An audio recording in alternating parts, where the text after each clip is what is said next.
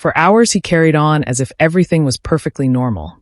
Chatting with her father, cooking dinner for the two little girls, reading them a bedtime story, tucking them in with kisses goodnight. All the while, down in the cold basement laundry room, his wife's blonde hair was already poking out of a black garbage bag. When 16-year-old Kristina Jazimovic was discovered by a modeling scout on the streets of Basel, Switzerland, she had no idea that chance encounter would change the course of her life. For years later, she reached the finals of Miss Switzerland, winning the regional title of Miss Northwest Switzerland in 2007. Though the national crown eluded her, she called the experience life-changing and immediately founded Catwalk Coach, an agency dedicated to teaching women how to walk with confidence and own any stage.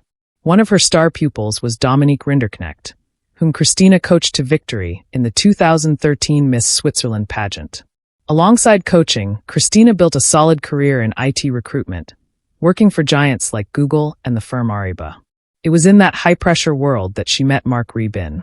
To the outside world, Mark looked like the ideal catch. Came from money, good job, big house, even volunteered with the Scouts. Their August 2017 wedding felt like a fairy tale beginning. They moved into a beautiful semi-detached house in an upscale Basel suburb, the kind of place where successful couples raise perfect families.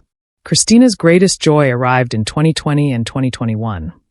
Two daughters born just 17 months apart.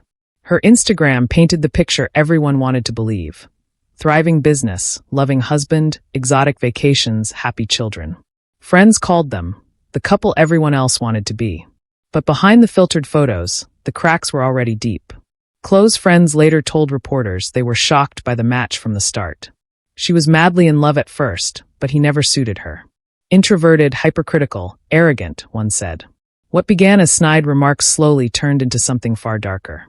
He mocked her in front of others, wore headphones at children's birthday parties, isolated himself yet demanded total control. Kristina, proud and private, refused to speak ill of her marriage, so almost no one realized how bad it had become. She tried couples therapy. Mark either walked out early or simply refused to go. On July 14, 2023, police were called to the house after visible strangulation marks were found on her neck. Still, he manipulated her into silence, warning that if she ever called the police again, he would turn it around on her, and she would see what happens. Friends say in the final year she confided he had started drinking heavily and using drugs. She twice caught him smoking weed in the basement storage room. There was also a previous partner who had accused him of slamming her head against a wall. Kristina had phoned the police multiple times reporting domestic violence, each call a desperate plea for escape. She was actively planning to leave, consulting lawyers about divorce and custody, terrified because everyone knows the most dangerous moment for an abused woman is when she tries to walk away. Mark came from serious money and political connections. Kristina's parents were solidly middle class. He bragged he could bury her in court. For weeks before the murder, the couple posted romantic photos from a weekend getaway. To followers, it looked like reconciliation. In reality, it was the calm before the storm. Tuesday, February 13, 2024, started ordinarily. Kristina took the girls to kindergarten, had coaching clients lined up, a full day ahead. She never arrived to pick the children up. When the kindergarten couldn't reach her, they called her parents. Her mother and father knew instantly something was wrong. Kristina never, ever missed pickup. They rushed to the house. Mark answered the door calm as ever, claiming he had no idea where his wife was, even offered her father a drink. While the grandfather ate with his granddaughters, Mark cooked, laughed, helped with homework, put the girls to bed, all while maintaining the perfect facade. When Kristina's mother insisted on filing a missing person report, Mark picked up the phone, then abruptly hung up, blocking any attempt. Finally, her father demanded to search the entire house himself. Room by room, nothing. Then he opened the door to the isolated basement laundry room, an almost bunker-like space, and saw it. One long strand of blonde hair sticking out of a black trash bag. Hands shaking, he opened the bag. Inside was his daughter, strangled and dismembered. He ran screaming into the street, flagged down a passing car, barely able to form the words. "Call the police!" Forensic examination later revealed the full horror.